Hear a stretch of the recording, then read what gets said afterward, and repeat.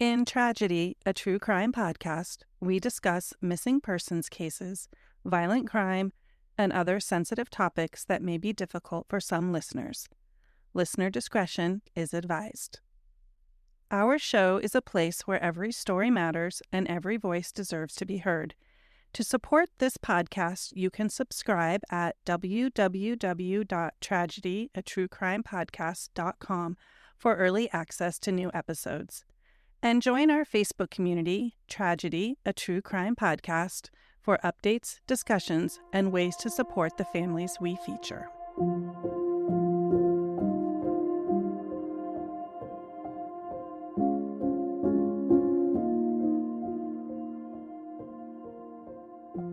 Welcome to Tragedy, a True Crime Podcast. I'm Elisa. And I'm Michael. And today we'll be continuing our story about the missing person, Cody Haney, out of Liberty County. And we are going to be speaking with Selena Jimenez, and she's a close friend of Cody's. Thank you for being here and welcome to the show. Thank you for having me here. And so we always want to start out by just getting to know our guests a little bit. So Selena, just tell us a little bit about you. Oh, yes. So as you know, I'm Selena Jimenez. I'm 24 years old. I am a social work major, and I'm now getting my degree in my master's. And yeah, that's pretty much it for me. I can connect to that right away. I was a special education teacher and had my master's in special education, but I worked with a lot of social workers in the school. Are you thinking about being a school-based social worker or something different? I'm actually thinking about being a social worker for sexual abuse. So you're talking about like private practice. Yeah, private practice. That tells me that you have a deep care for people. I do. People don't go into that field if they don't have a lot of compassion and empathy for those around them. So thank you for the future work that you're doing, and congratulations on working on your master's degree. That's a big accomplishment. Thank you. So tell us about your relationship to Cody, how you knew Cody, and what you want people to know about him. My relationship with Cody, we were close friends. We've been close friends since elementary school. His mother actually used to be my babysitter from time to time. We used to always go over there to have sleepovers, spend time with Cody and his siblings. We did stop talking for 7 years because I transferred to a whole new school, which was kind of a bummer because I kid you not, when we met each other again, he literally was like, "You abandoned me," and I'm like, "I'm sorry." But when after that 7 years went by, we found each other again. I actually had wrote him a letter while he was in jail, and I was like, "Oh, da da da da."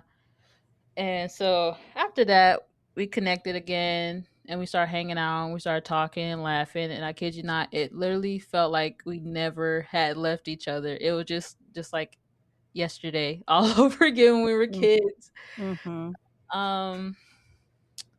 We did have big crushes on each other, but we never pushed it further than that.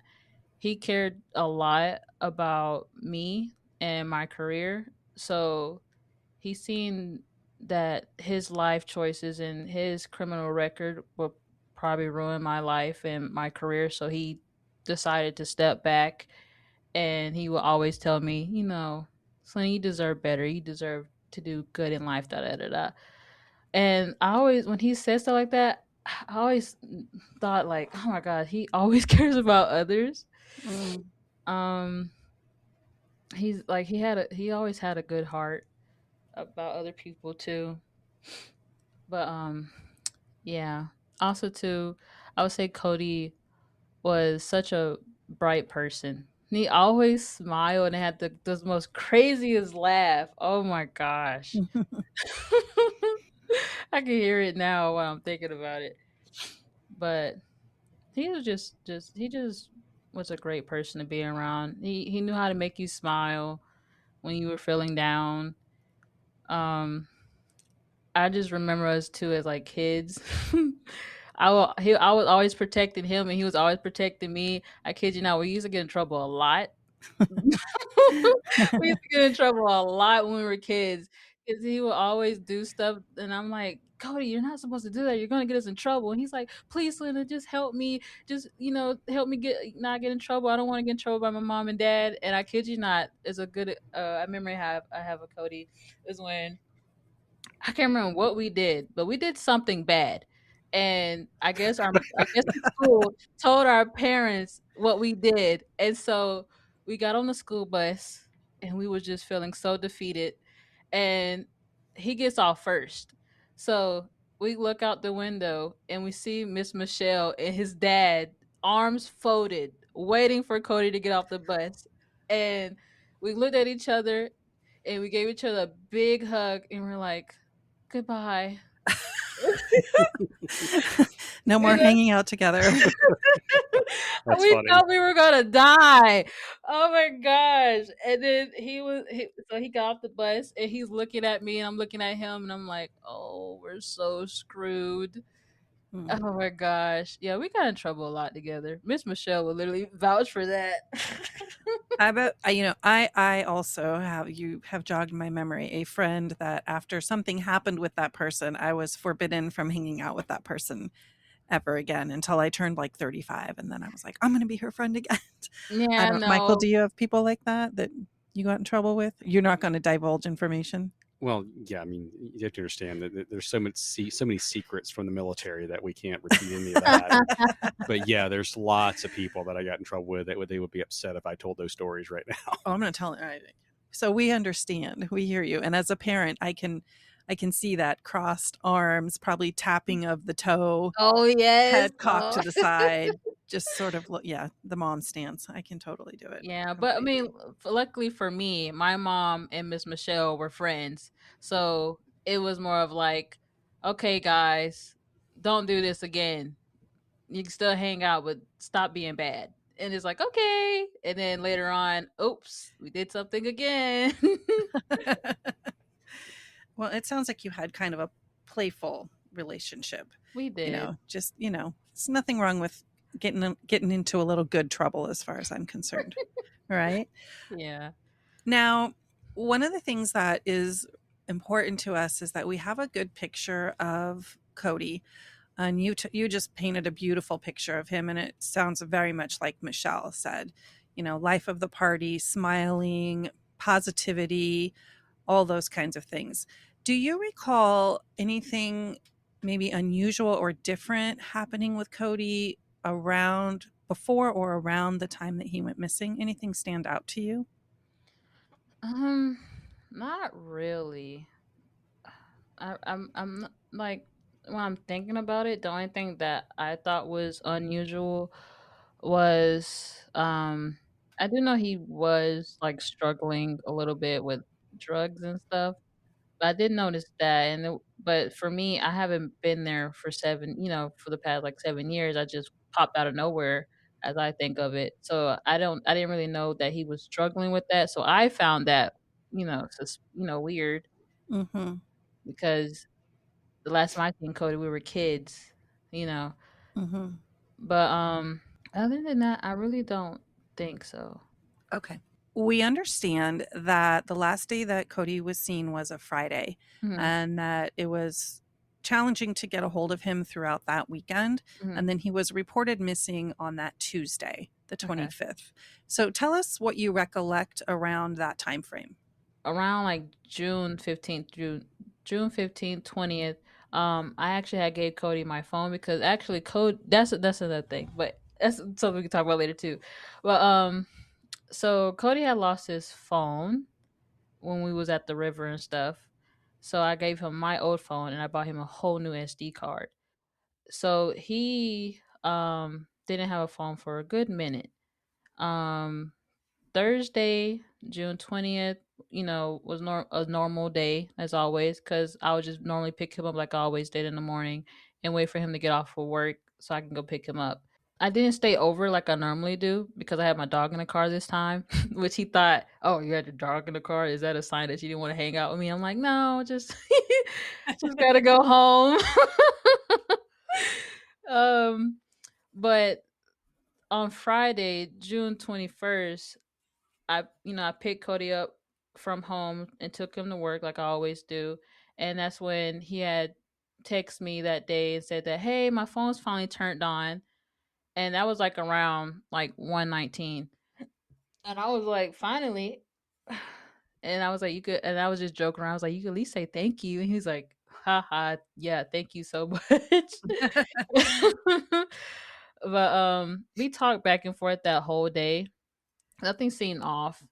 I guess he was playing around with his phone because he had accidentally had also sent me his like location where he was working at that day, which I didn't pay it no mind. Um, I just can't continue on with my day.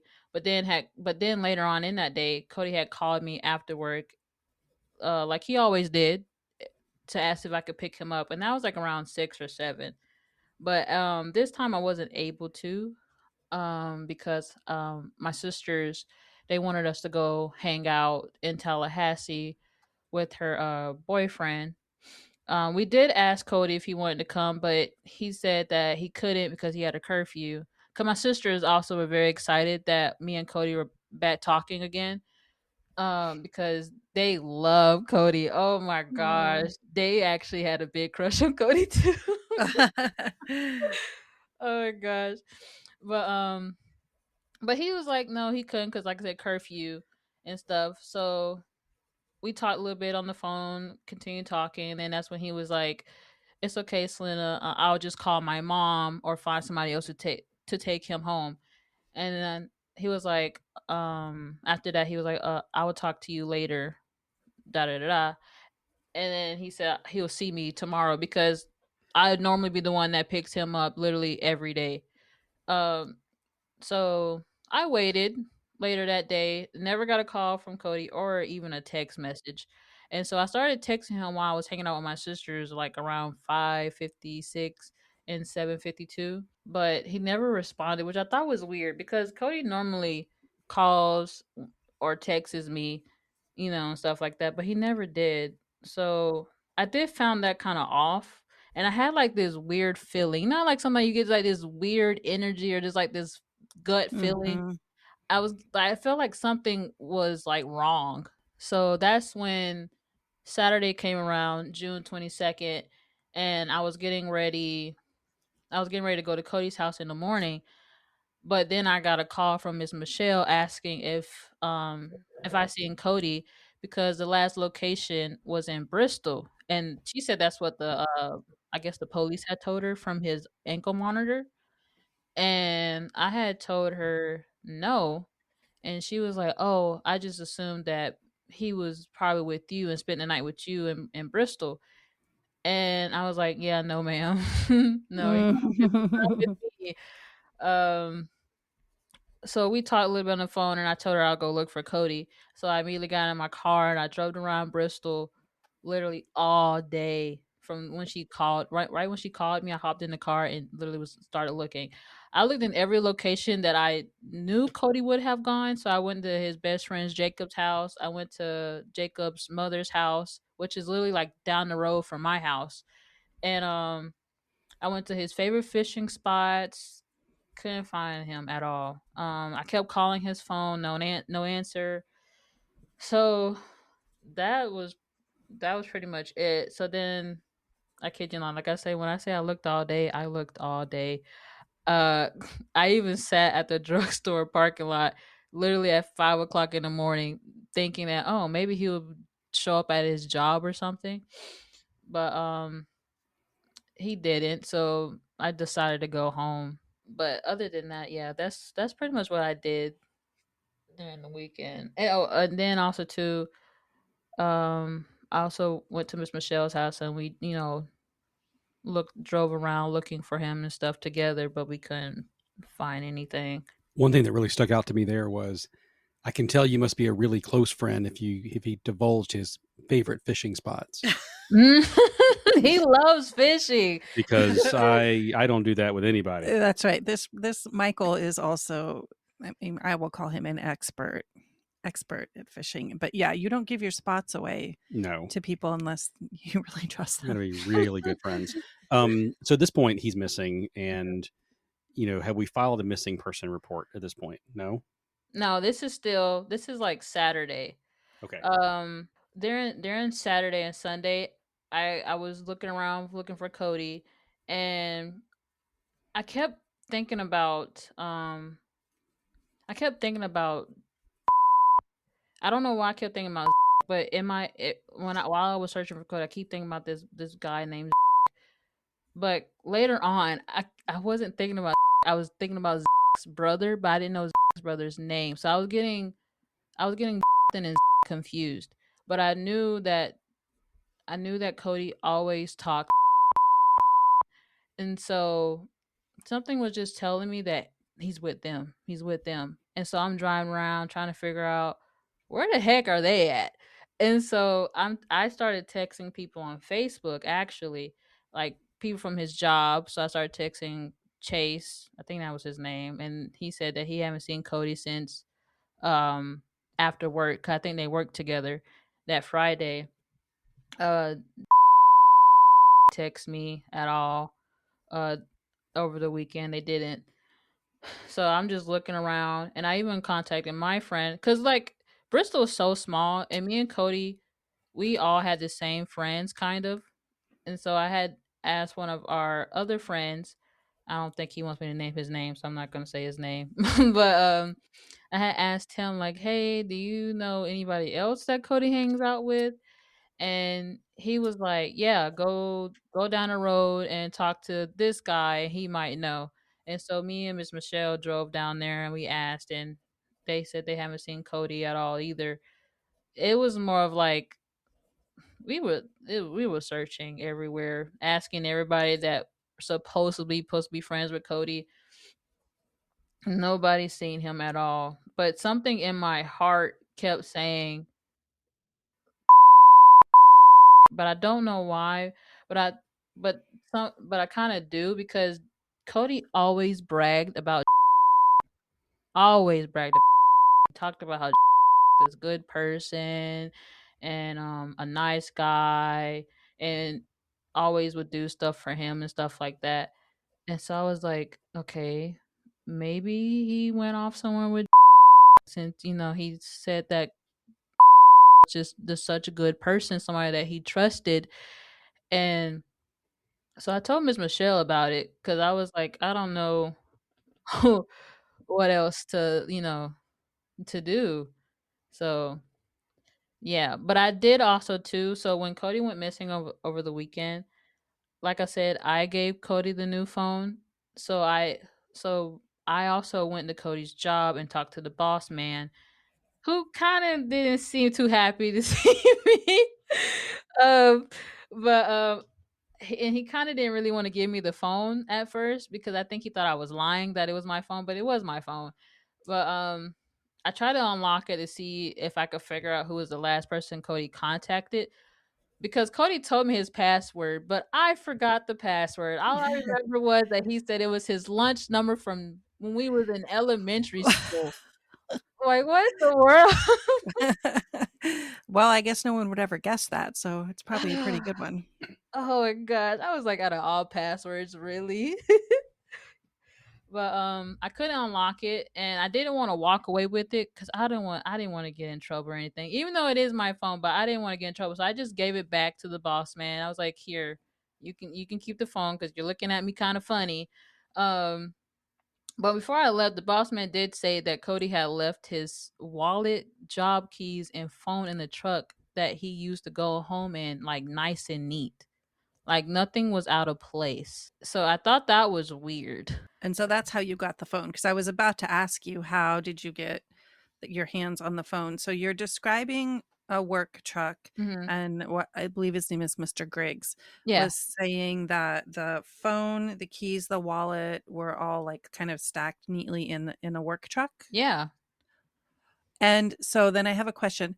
The work truck then he was using as he was just going around work for the day, but he was not allowed to use it like drive home, which is why you were supporting him by taking him back and forth to work. Mhm. Mhm. Okay.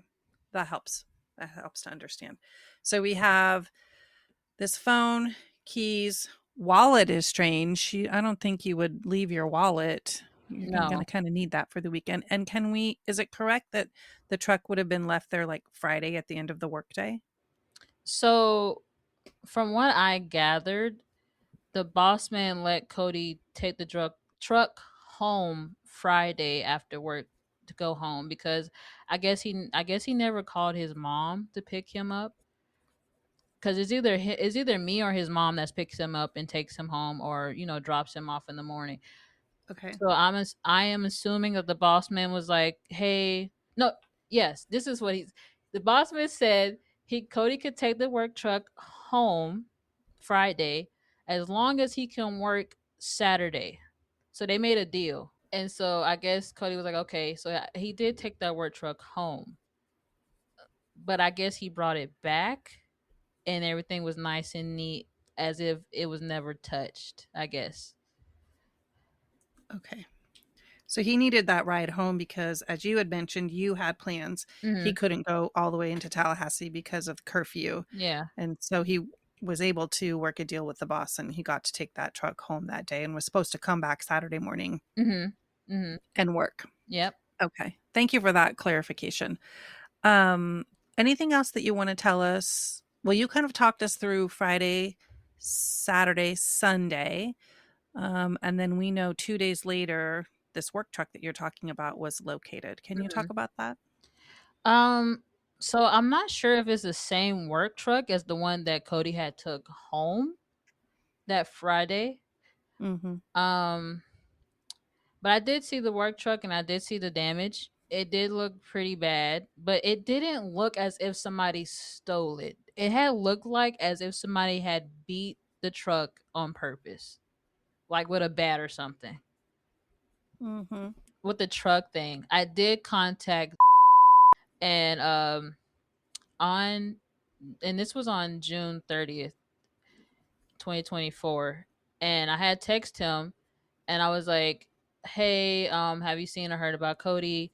I know everybody's saying that you and your brother did something to him." And then on is like, "Oh no, I haven't seen Cody since morning of 009." And I guess that's the location where they said they found the truck.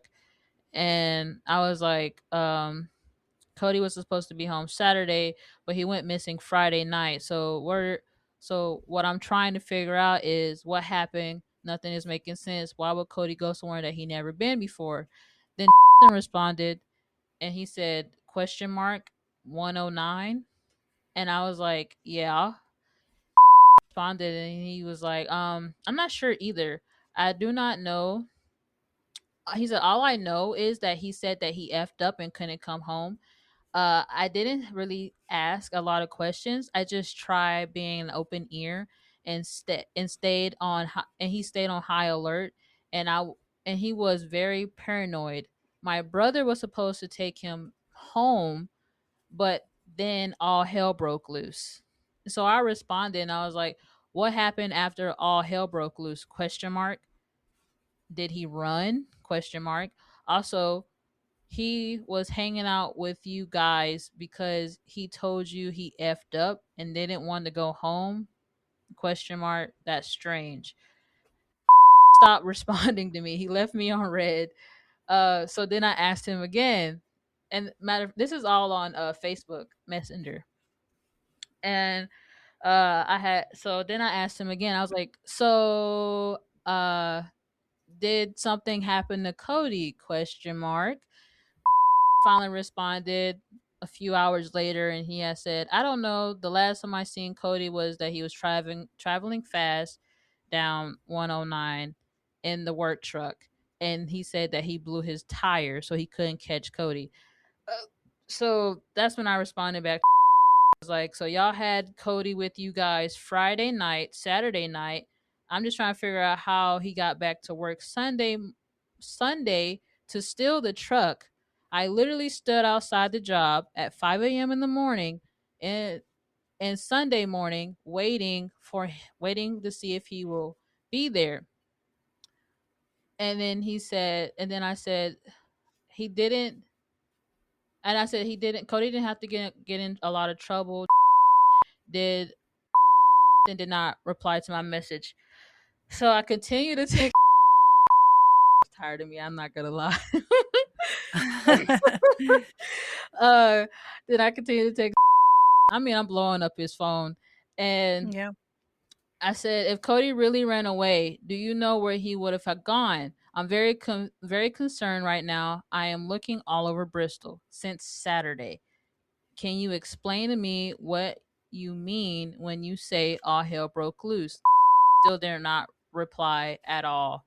Yeah, he did not respond to me, and I kept trying to pressure him to say something because, like, nothing was adding up. Nothing was adding up that weekend, and I didn't get a response back from until July 2nd, and that's when literally had said that his brother was the one that had stopped by the office before he took Cody home, and that's when they said allegedly that Cody broke through the back door and took the work truck keys, but not after they had started fighting. And he quote said small tussle. They said they said they tried to help Cody and get him from behind the wheel, but Cody backed into his brother's truck and then took off down the road. And so that's when I finally responded and was like, with the same question, because he's not answering my question. And I was Mm-hmm. like, so I was like, so you and your brother were hanging out with Cody Friday night and Saturday, and y'all just decided to try to take him home Sunday? Nothing is making sense. And that's when blocked me on Facebook. Yeah, that's a lot. I'm sorry. No, No, it's good. it's a lot, but yeah, it's an interesting story. So there's a lot to unpack there. Mhm. To me, this feels all of these stories feel like puzzles. Yes. And when you first dump the puzzle box out, I always take out the edges, right? You Mhm. try to put the edge together and you try to figure out what's going on, and then you try to fit the pieces in. Mhm. And sometimes the pieces don't fit. And then as I can tell, you have good intuition and you're like, wait, this piece doesn't make sense in the picture of my puzzle. Mhm. Can you help me understand? And then it seems like the people who have some of the answers to this puzzle, for whatever reason, are, as of July 2nd, Mhm. are not responding to you. Yeah. So, can you talk about the response from law enforcement? So, once Cody is identified as a missing person and he's reported as missing, what did the Liberty County Sheriff's Office do? Honestly, it excuse my language, it was a shit show. Not gonna lie. I felt, and this is just my opinion, I really felt like they really didn't do anything until Miss Michelle and I and her boyfriend went to the sheriff's office and reported him missing, because that's when they had made that post on Facebook saying that he had stole the truck and he is wanted for whatever they had put on there. I can't really remember. And I felt really angry because I was like, why did y'all just now wait to publicly post that on social media the day that Miss Michelle reported him missing? I feel like that was kind of messed up. But and then also I was kind of mad that they believed the two victims who are the ones who are supposedly I don't even know if I could say that, but the two so-called suspect, I mean, witnesses, are also the people that were selling Cody drugs. So I felt like that was kind of weird, but that's nor here or there. But they did have asked the community for a quick second, could the community help find Cody? But then I'm not gonna lie, some of our classmates kind of lashed out at the polices a little bit. And so then the polices had turned their gears and said like the community to not help search for Cody, and that I guess they were gonna like do it themselves, and they were gonna get help from other counties to search for him in the woods and stuff. But that's pretty much what I remember they were doing, like with the helicopters and then the dogs and stuff like that. But they did contact me for a short while because I was the owner of the phone, and Mm. I gave them permission to get the phone unlocked if they could. But other than that, they really didn't keep in contact with me at all. That's pretty much it. You say they perform searches. Are they? Did they start the searches like around where they found this truck that had been beat up by what appeared to be a bat? Yeah. Okay. And what's strange though, because they said they couldn't find Cody's scent in the car. So was Cody ever in that truck? That's what I'm saying. Like this whole situation just seems off. And you mentioned that these two witnesses. I'm assuming we're talking about Mhm. same people that are selling him drugs, Mhm. according to what you understand. Mhm. This is who we're speaking with at this point. Did he happen to owe them money? Do we know anything like that? So I'm gonna say this because this I Cody one day Cody one day came up to me. He was so excited, and I'm not gonna lie. I'm a very like I was my mother and my family stuff. They sheltered me a lot, so I didn't really understand what was happening.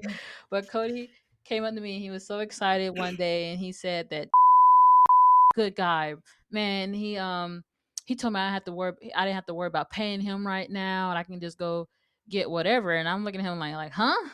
What are you talking about? Mhm. But I assumed that it was weed. I don't know what it really was. I really don't know, but I assumed that it was weed. And Cody said that he was gonna pay back for whatever it was. So I don't know if he actually owed him money, but I do know that he did tell Cody like, "Oh, don't worry about it. You could pay me back later." Da da da da. So the question is, and thank you for asking that question. It reminded me that one of the things that we think is important when we're trying to help a family is talking about risk factors associated with a missing person or a victim of a crime. And so you've already talked about just generally being involved in drugs or in a circle with people who are doing drugs is obviously a risk factor. Hmm. Can you think of any other things or behaviors or people that he was hanging out with that would have been considered risky? I was other than um that's pretty much it because he hadn't gotten out of jail for too long, and so the only person that he was really in contact with was like me, his family, and his coworkers. I want to go back to the ankle monitor. You mentioned that earlier and how the ankle monitor had indicated he had been in Bristol. Hmm. So, do you have an idea of? I mean, obviously, it seems to me that the ankle monitor somehow is not with him anymore. Otherwise, he would have been found immediately. Hmm. Can you talk about what you think happened with that ankle monitor?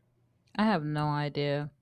um I don't think Cody would have took it off, and I say that because I remember one time one time with me and Cody, he had totally forgot to charge his ankle monitor, and it started beeping, and he got so paranoid. He was like, "Selena, turn around, turn around, turn around. I gotta go charge it." And so we immediately turned around and we sat a while, and while he charged his ankle monitor. So I don't think he would have done anything because he Cody was very paranoid about his ankle monitor and not getting in trouble again. He did not want to get in trouble again. He did not want to go back to jail.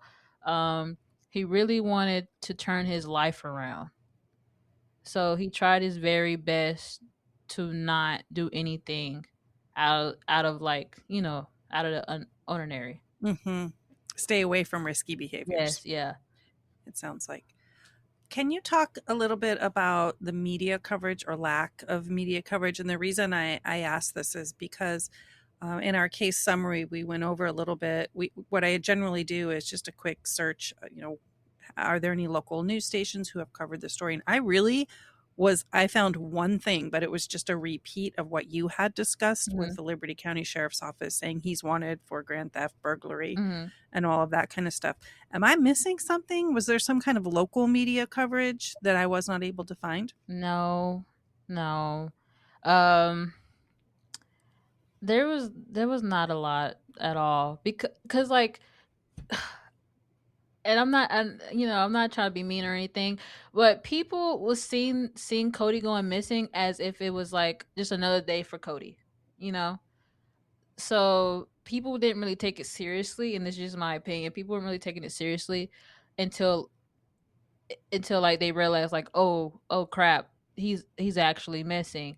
So in the beginning, like even his own cousins, I kid you not, so they were talking crap on social media about Cody, and they were like, oh, this is just another day of Cody running away, or this is just another day of Cody probably doing something that Cody always does. He'll be back, you know. So there was not really a lot of media coverage because nobody was really taking it seriously until now. Was it in his nature to sort of, go off the radar for a few, like, other than going fishing? Because I know when you go fishing, you're out of signal. But had this happened before when he was unreachable? From what my mother told me, yes. Uh he will like sometimes, and this is just when he was like, I guess, bad on drugs. That's what I'm saying. I was never in that his life when he was on drugs like that. So I really don't know. But when he used to be on drugs, people around the neighborhood or people will tell my mom, and she would tell me that Cody would run off in the woods and get lost, and then he'll find his way back. But it was never to where like, the long period of like this time. It was more of like 2 days or maybe a day, something like that. Okay. So it's been almost a year and a half Hmm. since he went missing. Talk a little bit about the impact that this has had on you. I would say it impacted me because for a while I did I don't know how to explain it. It's just sad. It's sad because for me, I'm like, dang, we just found each other again and now he's gone. Um so I literally cry about it every day, and cuz the last thing I keep thinking about is him saying like, oh, you abandoned me, you left me. And that's something I can remember him saying, and it bothers me so bad because I never wanted him to ever think that I ever abandoned him. And I we made a promise to each other ever since we were kids that we will always be there for each other, um, through thick and thin. No matter whatever happens to him, I'll always be there for him.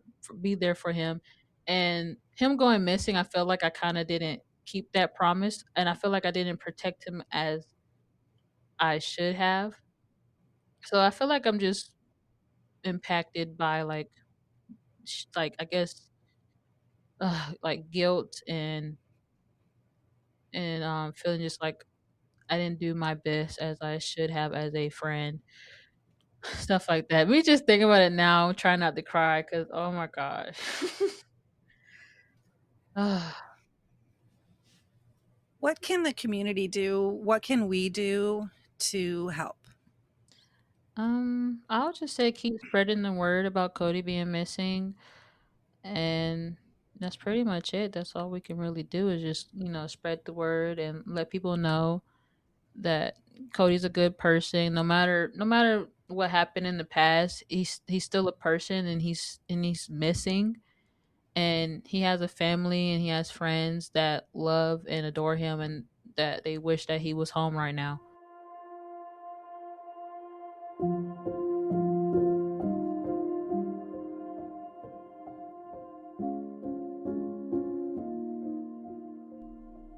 You've been listening to Tragedy, a true crime podcast. Our purpose is to honor victims by sharing their stories through the voices of friends, family, and those whose lives were forever changed. If today's episode resonated with you, we encourage you to subscribe, leave a review, and share the podcast so these important stories continue to be heard. Together, we can preserve their memories and ensure their voices are never forgotten. If you have ideas for cases we should cover or questions about what you heard, you can connect with us through our Facebook group, Tragedy, a True Crime Podcast, on X at Tragedy Podcast, by email at tragedyatruecrimepodcast@gmail.com, or by visiting our website www.tragedyatruecrimepodcast.com. Thank you for listening, and we hope you'll join us next time.